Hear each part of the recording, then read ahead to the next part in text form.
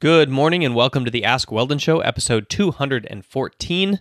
Today's title, Riot's patching is keeping League of Legends down and up. I'm going to add that caveat there just so you know.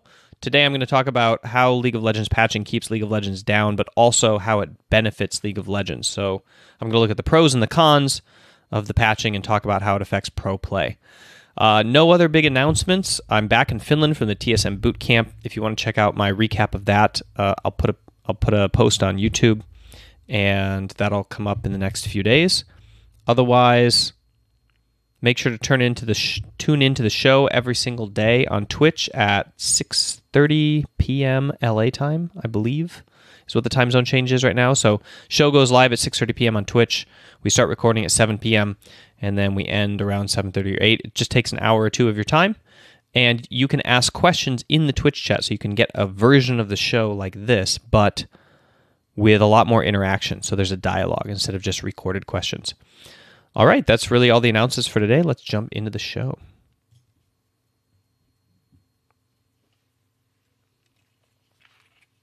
Okay, today's first question comes from Anders, and it is, of course, the League of Legends patching question.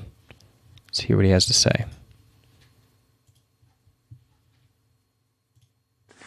Hey Weldon, I have a question about patching in League of Legends and whether or not too many changes with a game constantly actually creates a culture for players to not actually focusing on improving. So, to give you some perspective of mine, I've played Warcraft 3 for so many years, which means I had to condition myself with a game that had next to no changes.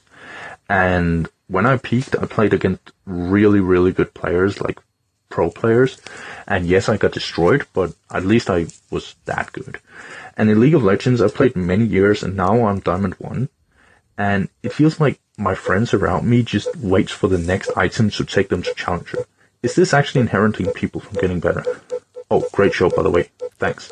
Bye. All right, Anders, thanks for the excellent question. Thanks for calling it in. And I believe the simple answer is you're right. There are two kinds of approaches to games right now. Now that we have this constantly evolving patch style living game because of the internet, gaming economy or ecosystem. So before, remember, it was you'd buy a game, they couldn't count on people patching it, so they would stabilize it at a certain point, mostly fix bugs, and then they would just leave it. And so you would have a single game that people would perfect over a long course of time. Now we have the constantly evolving game. So there are massive cons for this related to professional play. Essentially, the skill of a professional player stops being the epic, dynamic, top-end physical skill set. So we're talking like reflex speed and like capability of refinement and capability of duplicating performance with a specific set of circumstances, no matter the pressure or the setting, and dealing with the kind of like every single situation that's possible in the game and deepening your understanding of the game. Instead, the skill of the set of athletes at the top becomes learning. The athletes that are able to learn the best and the fastest and become the top in the world on a new patch over and over again, repetitively, no matter the meta, no matter the change, while they continue to, of course, evolve the understanding of the game, and to deal with teams, because now we've gone much more towards team games than individual games. Those are the ones who are going to be kind of at the peak end of performance. So I think that the answer is yes, it does inhibit the ultimate mastery of a particular game, because you can never get to chess when the game is changing what the moves do all the time. We can never get to the point where we understand the game so well that we can train people up to be grandmaster level, and then they can learn from there, to kind of push the limits of chess. But on the other hand, there is a bell curve, right? There is a peak top-end section of performers, and those performers, the skill set that they have is this adaptation and learning, which in a way is a beautiful thing. The flaw that I've always said that this leads to is that training time becomes the key differentiator between people who are crushing it and people who aren't. And that is simply because you always have to be learning. You always have to be training. You always have to be rewiring your brain. And the only way to rewire reflexes, motor reflexes, that we know of is through volume-based training. So the more drill scenarios that you can get in, the better. And unlike StarCraft 2 and Warcraft 3, you can't become so amazing at it that you can start trimming down your practice time. Like there are the peak StarCraft players in Brood War could trim down their practice time so they were playing fewer hours a day. But with the games as they are nowadays, you never get to the point of mastery where you can focus on other stuff, where you can optimize your training. It's just basically a full-on grind. And I think that kind of limits the age that you can have athletes, right? Because let's say you have to train, or let's say if you do train 12 hours a day, you happen to be better than people who train 8 hours a day, which is more or less the case at this point. It's going to happen that people have other things to do with their life when they hit their mid-20s. You know, they're going to want to be forming relationships. They're going to want to be forming companies. They're going to be wanting to do maybe incorporate other hobbies into their life, or learn a second language, or there's going to be other things to spend their time doing. And so their career is going to be artificially shortened, meaning they could keep up their skill if they wanted to, but they have other interests, so their motivation is going to drop down, and they just can't keep up with the sheer amount of volume of hours of training necessary for that game. Now, other games like CSGO, where you can still reach this level of mastery, you see so many older athletes that choose to put in the refined training at a lower volume that is necessary to stay at a high level in that game. And so they're able to reach older ages because they can still, have a relationship and build a family and maybe do a hobby or start a company while they're training and becoming a pro, right? So I think that it's a little bit of give and take on the pro end for that, for the patching, right? Because the game's constantly evolving. Now, as far as the consumer end, I think that it's pretty much the only way to go. And this is a little bit of a, this is going to be a controversial statement, because there's the other way is arguable as well, that patching is not necessary. But in my opinion, patching keeps the game very interesting. Patching keeps the game changing all the time, and patching changes pro play constantly, so that everything that you're watching is always like a new interesting game, and the meta is constantly evolving, and it's not just the same all the time. Which means that it's just much better for the consumer model, right? It's much better for the fans. It's much better for the audience. It's much better for people who play the game. It's much better to keep people stimulated and interested in this highly enriched dopamine-filled internet world where you just need to constantly be kind of like barraged with new things. And on top of that, it constantly is reshuffling the ladder, because learning is the key skill that you need to constantly improve and climb at this game. You're not going to get, these 10, 15, people who have complete mastery of the game and are keeping everybody else down, on the tops of each ladder bracket or whatever region. You're just going to have this kind of like fluid cycle of people who are able to pull out, brand new champions and learn them and make their streams entertaining and teach stuff all at the same time that they're kind of like mastering the game continuously. And I think that makes for better entertainment and better conversations and better community and better viewership too.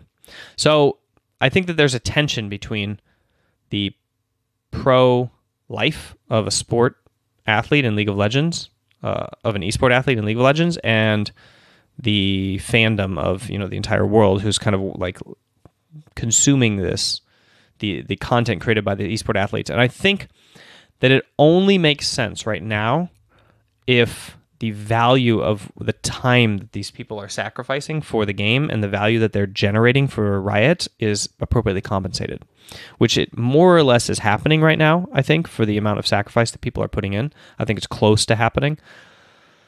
I think that this balance of patching and changing the game and then relying on pro players to market it for you by being really good and playing on stage is going to start breaking down when it's more like slave labor, right? When it's more like Riot is making off with billions and billions, and the pro players are sacrificing their lives and all of their time, and they're not really ever going to reach the end of this grind because the game keeps getting patched in order to keep the fans happy, psychologically. and then the players also aren't getting really compensated for the value that they're driving for the company. So, but right now I think it's a decent balance, and I was unhappy with it a few years ago, and I'm rather happy with it right now. And I think that it's just something we'll have to live with in this sport. And I think that there's space on the table. That means there's space on the table for other sports like Brood War or StarCraft 3, where you reach like a perfect balance of a game. This needs minimal changes, but is otherwise not going to have anything added to it, and people can master it to an extent where you get to see this very refined kind of play from the top end players. And I think that Melee might be a little bit like that. I think that Melee and some of the fighting games might be at the point where, you have this refined mastery. And the more that these new games are able to design a way to see that insane mastery. That's the key. It's really hard in Melee, unless you're already freaking good, to kind of see how amazing it is. But if a game came out that was as perfectible as Melee, but you could kind of, as a layman, you could watch the game and you could see the mastery of it to that extent, that would be, I think, the key to creating another Brood War or another Warcraft 3. Kind of like that. All right. That's my answer to that question. Anders, thanks so much for calling in. Let's jump into the second question from Thomas.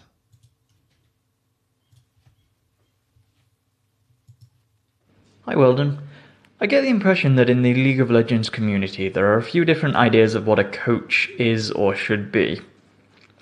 So I was wondering, based on your experiences, what do you think the roles and responsibilities of a coach are or should be on a perfect team? And secondarily to that, on this same team, what do you think the role of a sports psychologist would be in relation to that coach? Thank you. All right. So a coach on a perfect team, I assume this is like a perfect coach as well.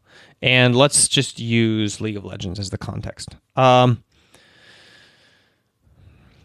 role of the coach should be to manage the player's motivation and to give direction and philosophy to the game, and to choose every single day what is focused on by the team in terms of training, and to show the progress to the players and tell the story of their journey through their skill set, and to determine essentially what is focused on in conjunction with the players, to determine at the philosophical level what is focused on every single week of training from the beginning of the season all the way to the World Championship. And the coach who chooses the best things is the one who's going to win. It's pretty much what it comes down to, given the best players also. So yeah, it's a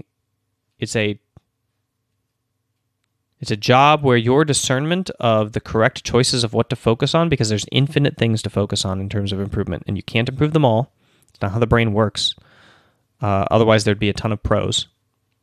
There'd be a ton of top-level players, and everybody would be good at everything, but it's not how it works. You can only learn very specific things through concentration and through training. So concentrating on the wrong thing is a waste of time. Concentrating on the right thing gets you better at it. And so, yeah, you got to concentrate on the exactly correct thing for the next step of getting good, and it has to be the thing that wins you the game more. So, like, here's an example. Practicing level ones over and over again. So let's say you spend tons of time in the post-game review, 20, 30 minutes after a scrim, and tons of time in your theory crafting every week, looking at level ones and planning level ones, okay? And that is what you focus on. And let's say team number 2 spends every single 20-minute review, all of their time, and every single theory crafting moment that they can on Baron setups. 20 to 30-minute Baron setups, okay? Now let's say the two teams clash, and let's say that team 1 gets a great level 1, and they get a huge advantage at the level 1, and they snowball that advantage by 20 minutes into a 2K advantage. And that is what they're able to get from all of their training. And then let's say the team 2 says, okay, well, we've practiced Baron setups from every single possible scenario, including 2K up and 2K down, and even 4K down and 4K up. So now we're going to do our Baron setup, and oh, hey, we got Baron, because this is the thing we practiced, and the other team poops the bed on it, but we're much better than them at it. And then oh, we have Baron, so we're going to take an inhibitor, and then we win the game. Turns out taking Baron's a lot more important than how well your level 1 goes. As much as level 1 gives an advantage, makes the game easier, and the game can be won or lost off of level 1s, there's a whole bunch of other things that have to go right after the level 1 to make that happen. So, yeah, so your choice as a coach over what it is that you bring your team's focus to is going to determine whether or not you win or lose against a team that chooses something better. So you better choose right. That's kind of what I see as the job of the coach, is to give that direction, that philosophical direction to the team, and to keep people honed in on what their skill set is. You're coaching people and coaching the game through the people that you have. And, of course, managing the player's motivation. Now, a sports psychology trainer working in conjunction with a coach most likely should be embedded within the coach environment, should be working with the players one-on-one on development goals that they have for the week, and they should be working with the coaching staff and training them on how the coaching staff can implement sports psychology tactics and training throughout the whole team in the group setting. That would be the ideal situation for a sports psychology trainer, to work through the coach and essentially to train themselves out of a job as quickly as possible, more or less. That the coach should be the person who's implementing almost everything that a sports psychology trainer would. It's just the coaches don't often go get master's degrees in sports psychology, so they can't really do that, unless they're me. All right, final question. Before I jump into the final question, make sure to check out my Mac training program. This is 47 online videos that I created over the last 5 years of my training, and it's kind of my attempt to bring what I do to the masses more. So this is the third version of this program. I launched it in 2016 or 2015, kind of right when I joined, or right before I joined TSM, and it is essentially just an online video training course that you can buy for $30, but you should use the code AskWeldon, which comes with all of these YouTube videos, the code AskWeldon, to get the $5 discount, and that way I know that you came from YouTube. And you basically watch a video a day. It's 7 weeks, 7 modules, and each module has 7 sessions. And you learn the principles of mental resilience and performance. So this is a performance program, a mindfulness-based performance enhancement program, and it works for performance, right? So anything that you can kind of catalog or categorize as performance, whether that's studying or esport or your relationship or your lifting or whatever it is that you want to take and choose. I even have somebody in my Twitch chat who comes in every day and she updates us on how it's going with her job, because she's taking the application of these skills and she's bringing it to her work life, right? And she's attempting to be a leader and a coworker to the best and to the highest extent of her abilities to develop as a human. So there's another example of like how this can be applied in pretty much any situation. And yeah, it's what I offer, and it's what I have, and it's basically the thing that I use to support everything that I do here on my channel and on this brand. So make sure to check it out, mindgames.gg/MAC. Question number 3. Hey, well, so I've been playing MOBAs for a few years now, and I've been having a recurring issue where I get pretty good at one or two specific characters, but find myself floundering if I know this isn't necessarily the case for other players, because I'll sometimes see people carry on champions they've never played before, so it makes me wonder if I'm just bad at the game. Thank you. All right, so is it a problem to be a one-trick pony? And how is it that you can get to the point where you are carrying with like multiple champions? So it's not necessarily a problem to be a one-trick pony, but it does reveal that the skills that you have to use, that you're using to win the game, are related to the champion, the mastery of the champion that you have. And so I would say that if you want to develop yourself as a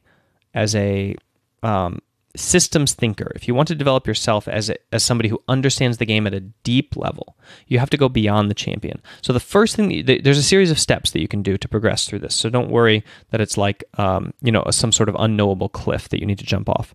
The first thing you should do is you should try to find and maybe put in a list the champions of any position, really, that function the same way as your champion. So for whatever one trick you have, there are a number of champions that want to do the same thing. And here's what you should look at. If you have a champion that struggles in lane and needs to survive laning phase because they're usually going to be a melee matchup against a ranged matchup, There's a whole bunch of other champions that struggle in laning phase as a melee champion versus a range matchup, right?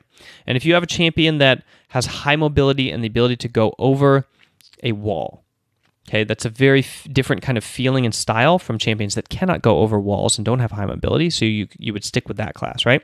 And if there's a type of champion that wants to go in at a very specific time on a very specific target, like for example, I play a lot of Talon. You cannot initiate the fight unless you're hard carrying a game, luckily. So you have to go in at a very specific time, and you have to choose the right target, because it could be that you get CC'd and you don't kill anybody except the one person you have. So you need to get that trade, and it has to be the high-profile target that you know is going to win your team the team fight. And you always need to escape routes, right? And then you need to go in at a specific timing when certain spells are on cooldown or when other ones are wasted, or you need to be aware of the enemy team and what they're doing. So let's say I also play Zed, because Zed is the same class. I also play Shaco, because Shaco is a very similar class to that. I also play Rengar, same idea. So you have these very specific timings that you have to go in on the very specific champions, and you have to think about what your job is and what your role is in the team fight, and where to be at the right place at the right time while you're kind of like still soaking up farm. So you can play all these champions the same, and this is how you start to break out of being a one-trick pony, and you start thinking about your champions as a system. Once you do that, then you can start thinking about other systems in the game. So you can look at another class of champion, and you can start to think about the decisions that you would make around those champions. And now all of a sudden you're paying a lot more attention to your opponents than you are your own champion. Like, okay, what are their cooldowns? What does this team fight look like? What spells that are dangerous am I looking for? Where should I be? Which angle should I come in on? And all of these skills are independent of your champion. What angle you come in on, what the cooldown is in the team fight, what the priority target is, how to farm a wave and then get to the fight at the right time, or do you need to kill the wave, or can you only kill 3 minions, how to optimize your farm in that way. Okay, well, that's a little different if you're playing Talon, right? But hopefully if you have a mobility champ, you're kind of used to the speed at which you can transit the map. So I think that the way that you break out of that idea of being stuck in a champion and a one-trick pony mindset and then needing to take it to the next level is you start with the class, and you start by making your decision-making related to the factors that are prevalent across the entire class of champions that function in a similar way. And you try to get really good at those decisions. Then you expand that, of course, into the next kind of style of champion. And that is how you learn to carry with a brand new champion. You figure out what their role is, and you essentially know what you should be doing in a fight. And then you just have to get good at executing the skills, which takes spamming a couple games, maybe jumping into the practice tool to practice your combos and your animation canceling, etc. And then there's the laning phase, right? So everything that I just talked about has to do with like mostly the middle of the game and the macro and all the decision making. Luckily, those are the actual decisions that win you the game, right? You cannot count the number of times that you have watched a streamer who has like tanked in the laning phase and then carried the game, or just like won the game, right? I'm sure that you can think of a lot of examples. So while the laning phase is important, it's something that you have to spend a lot of time learning specifically for one champion into another champion. So it's not a very high success way to master the game, because you're never going to be able to play this champion against that champion to a repetitive mastery state over and over again if you're like an amateur player who can only play a couple games a day. It's just never going to happen. It even doesn't even happen for pros to master the matchups like that. They have to get really philosophical about it in a lot of cases. So what you should be focusing on is these decisions, these early and mid-game decisions about where to be on the map and how to do your buying, and how to lane like in a philosophical way.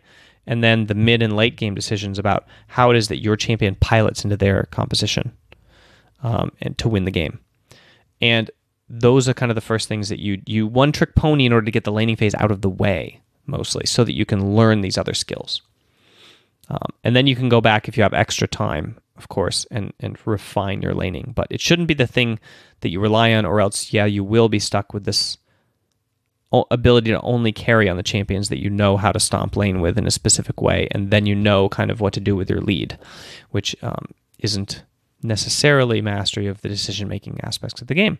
So that's the answer.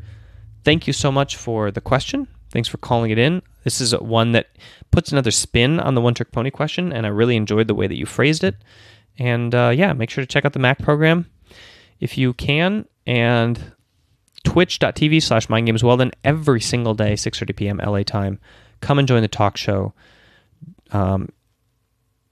Put your questions in the chat, enter a dialogue, and learn how to improve at esports and life. Talk to you tomorrow.